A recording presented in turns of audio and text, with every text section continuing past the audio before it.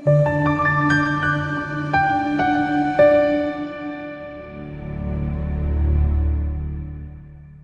ezulu eliphezulu angikhuleke kunini igama kupastor Nick channel New Flick sicela ngizokubaleni okufanele ngabe ukusubscribe ngabe ukulike nanokuthi ke become a member kule channel lokuzokwenza ukuthi ukwazi ucontribute ku channel i-contribution yakho ihamba ke ibanga elide kakhulu noma ngahamba ibanga elide le 09 rand nje uma ngathoke umember ele channel nanokuthi ke abantu bangangifonela kakhulu abangabalandeli bale channel abantu subscribe kule channel abantu ababheka ama video abantu abangama-member le channel. If you are not, please don't use that number ungayisebenzisi because ingathola kakhulu ingcingo kubantu abangabona nje abalandeli bale channel abantu futhi asuke nje eqalile futhi engayimisena nokuthi bengumlandeli le channel so lokho akusikuhle ngenza kwethu inumber is strictly for abantu abangabalandeli bale channel.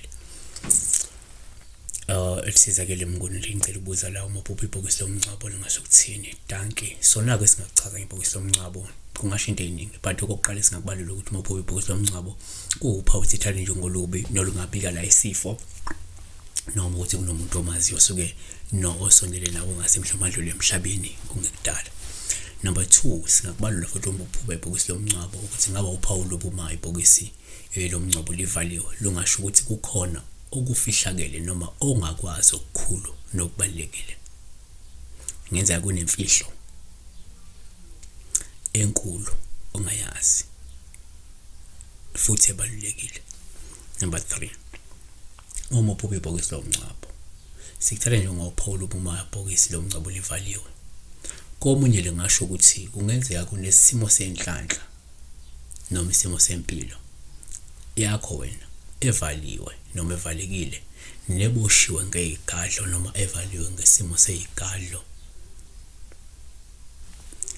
Number 4 uMuphupha ibhokisi lomngcwabo kuwuphawu thithali ngolubi uma ibhokisi livaliwe lungasho nje ukuthi kungenzeka umuntu ozohlobazana nenguquko ezimbi nencindezi enkulu esikhenesizayo esiseduzane.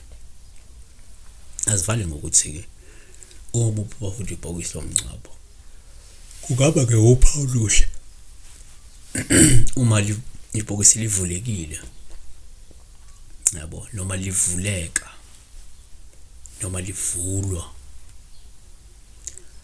lolu phawu olungasho ukukhululeka noma ukuqala kwesigaba sempumelelo nokufeza kweinhlelo ngemuva kokucindezeleka isikhathi eside. Uphawu olungavela lolu uma ukuthi umuntu okade eqeda ukusukumela impilo noma ethola imkhuleko noma ethola ehambe yovule kade eyolahlwa kuvulwa isimo sempilo yakhe mhlawumbe through imithi abathandazi isangoma rinyanga lengavele liphupho bese livuleka kusho ukuthi lezi zinto esikuqaqekile amafindo mhlawumbe akade eboshiwe noma kuqaqeka izibopho noma kuvuleka isimo sempilo yakhe kade sivalwe ngegalo abathakathi. Siyabonga uNkulunkulu kakhulude ngosisi. Siwe